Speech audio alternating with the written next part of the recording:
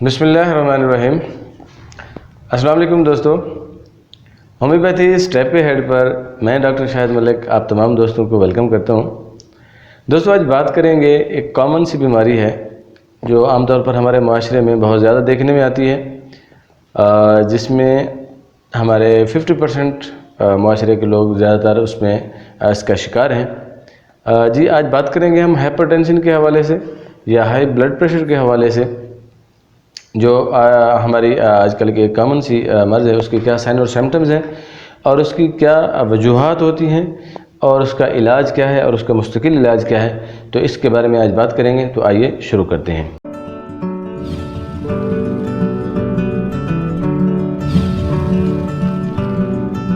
जी दोस्तों, आज हम बात करने वाले हैं हाइपरटेंशन के हवाले से। वीडियो शुरू करने से पहले अगर आप मेरे चैनल पर नए आए हैं तो प्लीज़ चैनल को सब्सक्राइब ज़रूर कीजिए और साथ ही साथ बेल आइकन को भी प्रेस ज़रूर कीजिए ताकि मेरी हर आने वाली नई वीडियो का नोटिफिकेशन आप तक बराबर मिलता रहे।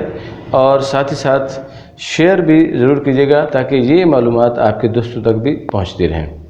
तो जी दोस्तों, बात कर रहे थे आज हम हाइपरटेंशन के हवाले से, हाई ब्लड प्रेशर के हवाले से। ये कॉमन सी बीमारी है जो मोस्टली हमारे पास पेशेंट आते हैं या हम अपने माशरे में इर्द गिर्द देखते हैं तो वहाँ पर बहुत से अफराद ऐसे मिलते हैं हमें जिनका ब्लड प्रेशर ज़्यादा होता है, जो नॉर्मल रेंजेस होती हैं उनसे ज़्यादा होता है। तो सबसे पहले तो ये जानने की बात है कि ब्लड प्रेशर होता क्या है, उसकी नॉर्मल वैल्यूज़ क्या हैं और उसकी जो वजूहात हैं वो क्या हैं। तो इनके बारे में जानना भी बहुत ज़्यादा ज़रूरी है। तो बात शुरू इस तरह से करेंगे कि ब्लड प्रेशर क्या होता है। तो ब्लड प्रेशर हमारा जो है वो इस सूरत में है कि जो हमारी दिल है जो पंप करता है खून को, जिन आर्टरीज से पंप करता है उसके जाने की जो स्पीड होती है उसको भी मेजर किया जाता है।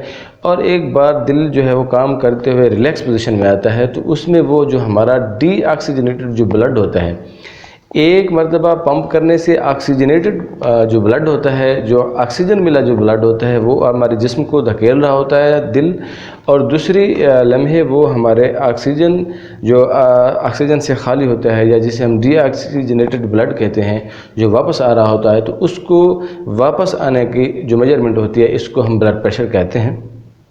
तो जाने के लिए दिल जो है वो आर्टरीज़ का इस्तेमाल करता है और वापसी के लिए वृद्धों का इस्तेमाल करता है। तो इसको जब हम मेजर करेंगे, जब हम देखेंगे इसकी प्रेशर को, तो वो अगर हाइपर है, वो ज़्यादा है तो उसको हम हाइपरटेंशन कहते हैं। अगर लो है, अगर वो कम है तो उसको हम लो ब्लड प्रेशर या हाइपोटेंशन भी कहते हैं। तो इसकी बहुत सारी अक़साम होती हैं जिसकी मुख्तलिफ़ किस्म की डिवीज़न्स होती हैं, मुख्तलिफ़ किस्म की अक़साम हैं और मुख्तलिफ़ किस्म की वजूहात होती हैं। तो सबसे पहले मैं ये आपको नॉर्मल वैल्यू बता देता हूँ कि जो हमारा ब्लड प्रेशर है वो नॉर्मल वैल्यू क्या है। उसकी एक होती है सिस्टोलिक पोजीशन और एक होता है डायसिस्टोलिक पोजीशन।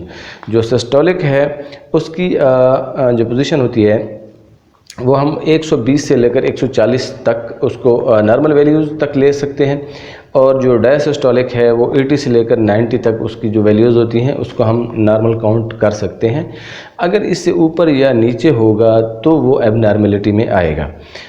तो इसकी जो अक़साम हैं उसमें सबसे पहले ये होता है कि हाई ब्लड प्रेशर की उसमें स्टेजेस हैं कि प्राइमरी होती है, सेकेंडरी होती है, फिर उसके बाद प्री हाइपरटेंशन हो गया, फिर हाइपरटेंशन हो गया और स्टेज 1 और स्टेज 2 हो गया। ये मुख्तलिफ़ किस्म की अक़साम होती हैं।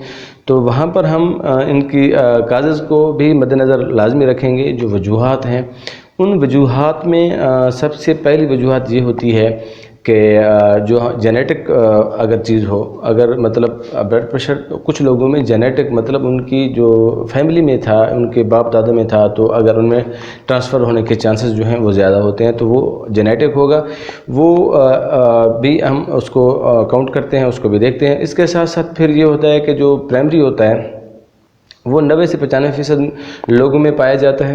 जेनेटिक जो है वो भी 90 से 95% लोगों में पाया जाता है।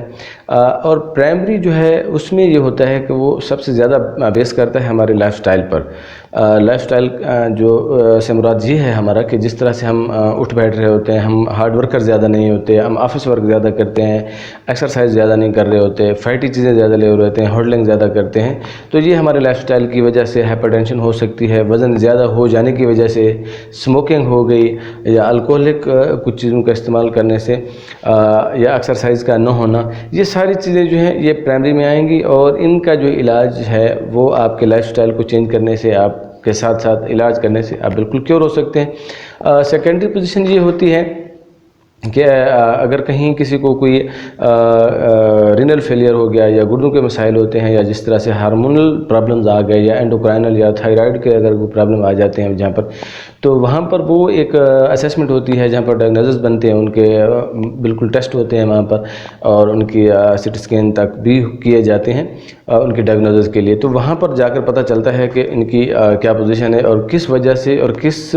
चीज़ और किस आर्गन की वजह से इनका जो है ब्लड प्रेशर ज़्यादा हो रहा है। इसके बाद दूसरी वजह ये होती है कि मोटापा हो गया, इसके बाद होगी टेंशन, इसके बाद हम शुगर भी कह सकते हैं। शुगर की वजह से भी ब्लड प्रेशर ज़्यादा हो सकता है और कभी कभी वो इतनी हद तक चला जाता है जिसको चूँकि हम रूटीन में शुगर को इग्नोर कर देते हैं लोग, चूँकि पता नहीं होता इसलिए, तो वहाँ पर सबसे मेन काज जो होती है वो शुगर भी होती है। तो ये तो सारी चीज़ें थी जो मैंने आपको बताई हैं। इसके जो साइन होंगे, कुछ लोगों में मतलब सर दर्द का आना, कुछ लोगों में सर दर्द का तेज़ आना, चक्कर आना, आँखों के सामने अंधेरा सा आना, या इसके साथ साथ उनकी आँखों की जो विज़न है वो ब्लर होता है या जिसे हम धुंधलापन कहते हैं वो आ जाता है, धड़कन तेज़ हो जाती है, इर्रेगुलरिटी होती है। तो ये सारी चीज़ें जो होती हैं ये आ जाती हैं उनकी साइन में। तो खैर मैं आपको ये वजूहत के साथ साथ थोड़े से साइन भी दे रहा था। तो जब अगर ये कंडीशन आ जाए कि सर दर्द आ रहे हों, चक्कर आ रहे हों या वॉमिटिंग हो रही हो, दिल की धड़कन एबनॉर्मल हो रही हो या तेज़ हो रही हो, तो वहाँ पर आपको, या विजन ब्लर हो रहा है आपका, तो वहाँ पर आपको अपने कंसल्टेंट से ज़रूर कंसल्ट करना चाहिए, जबकि उनके प्रॉपर टेस्ट जो होते हैं वो भी आपको ज़रूर कराने चाहिए। तो दोस्तों मैं यहाँ पर एक चीज़ और भी ऐड करना चाहूँगा कि वीडियो जो है वो एंड तक आप ज़रूर देखें, चूँकि मैं आपको इसकी अगले जो एडवाइज़ें हैं, जो इसकी मेडिसिन है वो आपको बता रहा हूँ या बताने लगा हूँ। तो इसमें एक चीज़ आपने नोट करनी है कि हर पेशेंट की जो वजूहात होती हैं, जो काजेज़ होती हैं वो अलग से होती हैं। तो इसीलिए आपने हाइपरटेंशन के हवाले से ख़ुद से अपना इलाज सजेस्ट नहीं करना, कि अपने फिजिशियन होम्योपैथिक डॉक्टर से जाकर ज़रूर उनसे मशवरा ज़रूर करना है। अपनी अलामात के हवाले से जो उनकी प्रॉपर डायग्नोसिस है उनके हिसाब से आपने फिर जाके अपने इलाज करना है। तो अब मैं बताने लगा हूँ आपको इलाज। तो सबसे पहले जो बेहतरीन दवाई है वो है लेक्सिस। लेक्सिस जो है वो 1 mg की पोटेंसी में आपने पर मंथ देनी है। एक महीने में एक डोज आपने देनी है, 2 से 3 कतरे। फिर उसके बाद आपने उनको चलानी है। मदर टिंचर में कुछ मेडिसिन है वो आप चला सकते हैं उनकी साइन और सिम्टम्स के हवाले से, लेकिन ये जो मैं आपको बता रहा हूँ ये रेगुलर डोजेज़ हैं। जिस तरह से आम कोई भी हो तो वहाँ पर आप इसको ले सकते हैं। रो alfalfa mother tincture, passiflora mother tincture और ग्रिटिकस मदर टिंचर जो है ये आपने बराबर लेने हैं। इनको हम वज़न मिला लेना है और इसको आपने 15 कतरे सुबह दोपहर शाम इस्तेमाल करने हैं। ये लगभग आपने 3 महीने तक इस्तेमाल करने हैं। फिर उसके बाद आपका जो ब्लड प्रेशर होगा वो नॉर्मल हो जाएगा, वो किसी भी काज की वजह से हो, क्योंकि इसमें रॉल्फिया जो है वो जो उसकी काजेज़ हैं उसको अगर प्राइमरी सेकेंडरी में है तो आपकी ये रॉल्फिया आपके लिए बेहतरीन है। अगर हाइपरटेंशन जो हो रही है आपको वो टेंशन की वजह से हो रही है तो पैसिफलोरा आपका बेहतरीन मददगार है। अगर आपकी जो हार्ट बीट है वो इरेगुलर है तो वहाँ पर ग्रिटिकस आपके लिए, और दिल की जो किसी किस्म के भी कोई मसाइल है तो वहाँ पर ग्रिटिकस मदर टिंचर है आपके पास, तो वो आपकी बेहतरीन मददगार है। तो ये होगी रेगुलर एक दवाई। इसके साथ आपने लेने हैं डॉक्टर शुसलर के जो बायोकेमिक हैं, तो वहाँ पर आपने फेरम फास्ट लेना है, काली म्योर लेना है और कैलकेरिया फास्ट लेना है। इनकी जो डोजेज हैं वो ये इस तरह से हैं कि सुबह दोपहर शाम आपने 2-2 गोलियां इनकी लेनी हैं, लेकिन अल्टरनेट डे में लेनी है। अगर आपने आज फेरम फास्ट ली है तो कल आप काली म्योर लेंगे और परसों आप कलकेरिया फास्ट लेंगे। तो ये जो फेरम बायोकेमिक जो हैं ये आपने अल्टरनेट डे में लेने हैं। इसके साथ अगर सर दर्द तेज़ है और उसकी कंडीशन इस तरह से है कि वॉमिटिंग की कैफियत बन रही है और बिल्कुल तेज़ सर दर्द है, तो वहाँ पर आप बेलाडोना 6x भी इस्तेमाल कर सकते हैं या 30 भी इस्तेमाल कर सकते हैं वहाँ पर। अगर आपके हाइपरटेंशन आपके लाइफस्टाइल की वजह से है, आप ओवर ईटिंग करते हैं, आपको फूड पॉइजनिंग ज़्यादा रहती है, आप स्मोकर हैं, आप अगर एक्सरसाइज नहीं करते, तो उस वजह से अगर आपकी हाइपरटेंशन है तो वहाँ पर आप नक्स-वामी का इस्तेमाल करेंगे और नक्स-वामी का आपकी बेहतरीन दवाई है।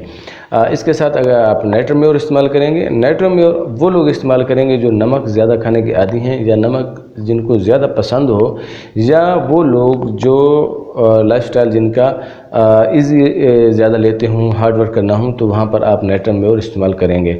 या उन लोगों में जहाँ पर टेंशन ज़्यादा हो, जो ज़हनी दबाव का काम ज़्यादा करते हो, तो वो लोग भी इस्तेमाल कर सकते हैं नाइट्रोम्योर। इसके साथ आप ग्लू9 जो है वो भी इस्तेमाल कर सकते हैं। और ग्लू9 के आप एक पिकुलर सिम्टम में से आपको बता देता हूँ कि जहाँ पर एक कंजेशन की कैफियत बनती है, एक ऐसे जिस तरह से तंगी की कैफियत हो, तो वहाँ पर आप ग्लू9 इस्तेमाल कर सकते हैं।